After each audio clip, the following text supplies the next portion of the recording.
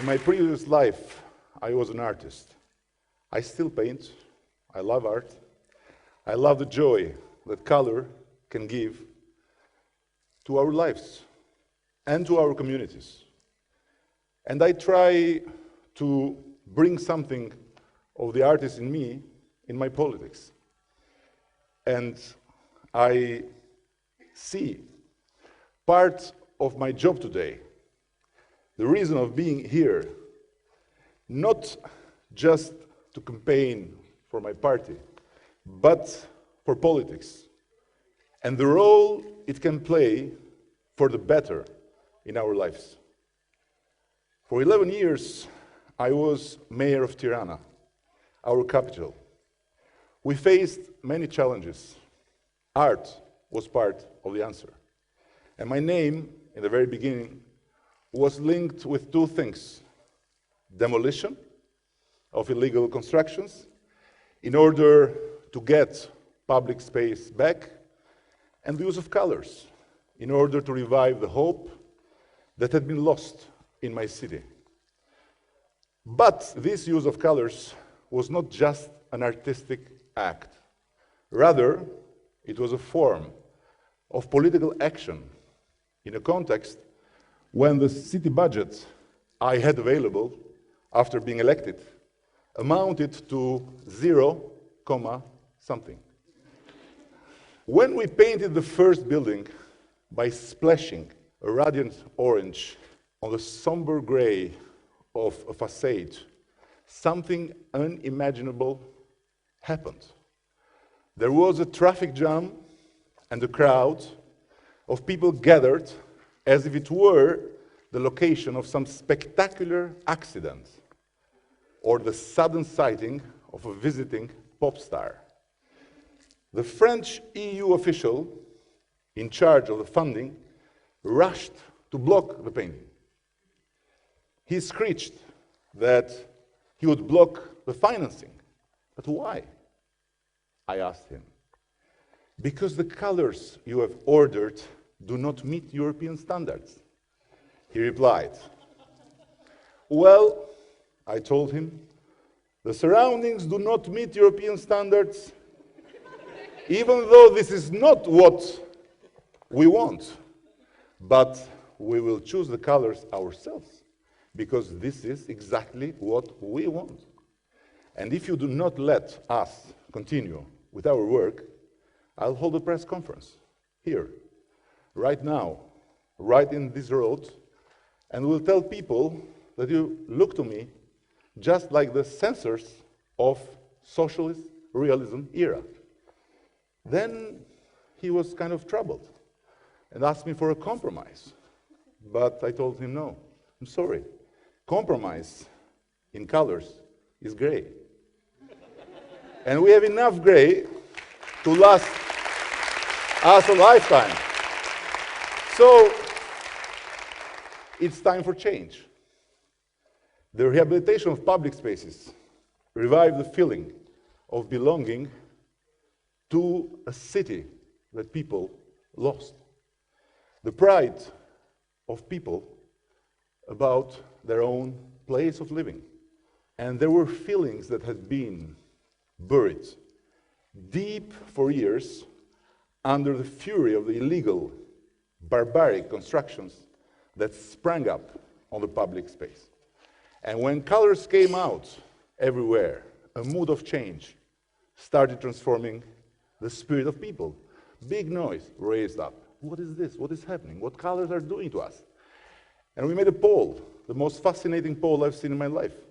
We asked people, do you want this action and have buildings painted like that? And then the second question was, do you want it to stop or want it to continue? To the first question, 63% of people said yes, we like it. 37 said no, we don't like it. But to the second question, half of them that didn't like it, they wanted it to continue. So we noticed change. People started to drop less litter in the streets, for example. Started to pay taxes. Started to feel something they have forgotten.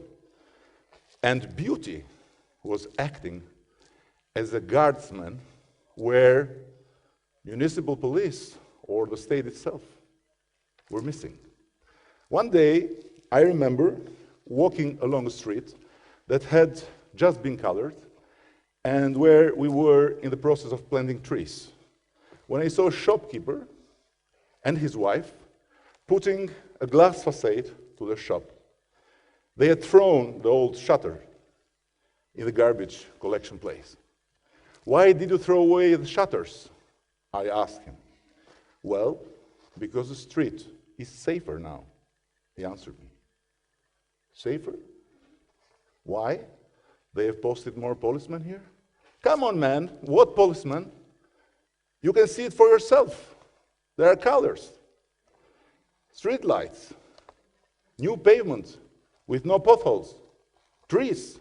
So, it's beautiful, it's safe. And indeed, it was beauty that was giving people this feeling of being protected. And this was not a misplaced feeling. Crime did fall.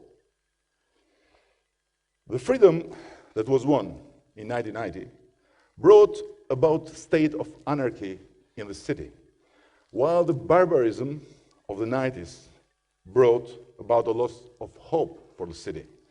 The paint on the walls did not feed children, nor did it tend the sick or educate the ignorant, but it gave hope and light, and helped to make people see there could be a different way of doing things, a different spirit, a different feel to our lives, and that if we brought the same energy and hope to our politics, we could build a better life for each other and for our country. We removed 123,000 tons of concrete only from the riverbanks. We demolished more than 5,000 illegal buildings all over the city, till 8-story high, the tallest of them. We planted 55,000 trees and bushes in the streets.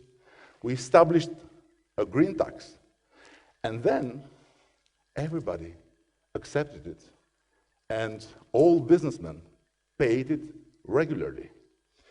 By means of open competitions, we managed to recruit in our administration many young people, and we thus managed to build a depoliticized public institution where men and women were equally represented. International organizations have invested a lot in Albania during these 20 years, not all of it well spent. When I told the World Bank directors that I wanted them to finance a project to build a model reception hall for citizens, precisely in order to fight endemic daily corruption, they did not understand me. But people were waiting in long queues, under sun and under rain, in order to get a certificate or just a simple answer from 2 tiny windows of 2 metal kiosks. They were paying in order to skip the queue, the long queue. The reply to their requests was met by a voice coming from this dark hole, and on the other hand, a mysterious hand coming out to take their documents while searching through all documents for the bribe. We could change the invisible clerks within the kiosks every week, but we could not change this corrupt practice. I'm convinced, I told a German official with the World Bank, that it would be impossible for them to be bribed if they worked in Germany, in the German administration. Just as I am convinced that if you put German officials from the German administration in those halls, they would be bribed just the same. It's not about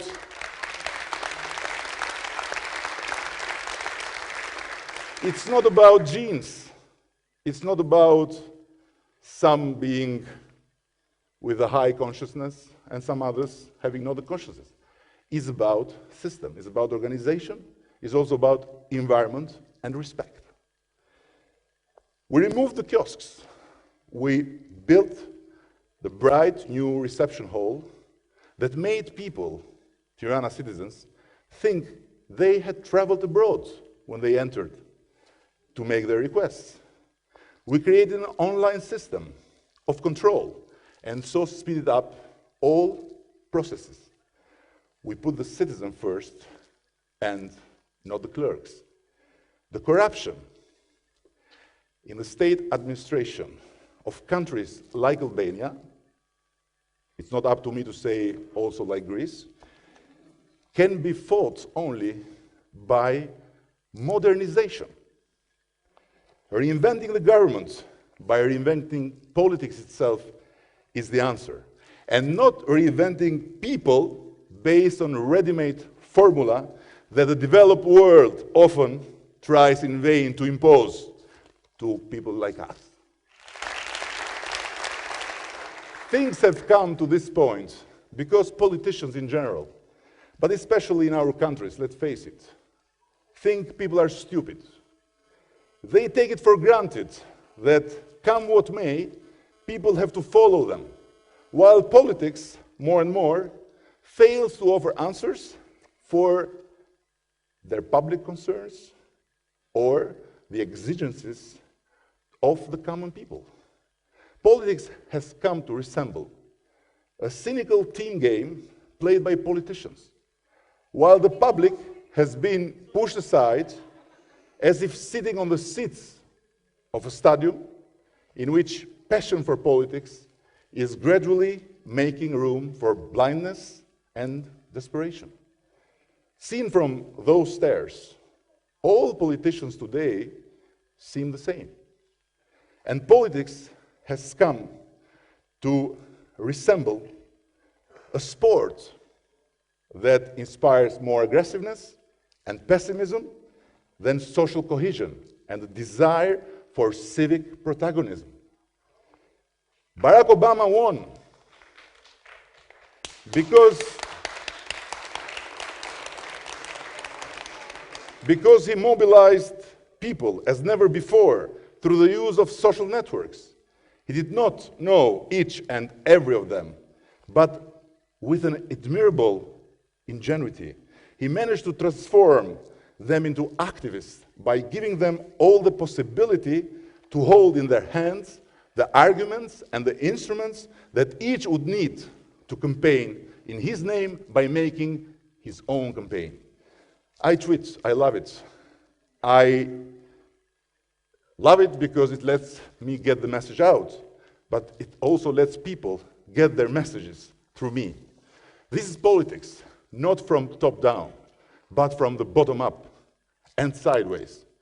And allowing everybody's voice to be heard is exactly what we need. Politics is not just about leaders, it's not just about politicians and laws. It is about how people think, how they view the world around them, how they use their time and their energy. When people say all politicians are the same, ask yourself if Obama was the same as Bush. Is François Hollande the same as Sarkozy? They are not.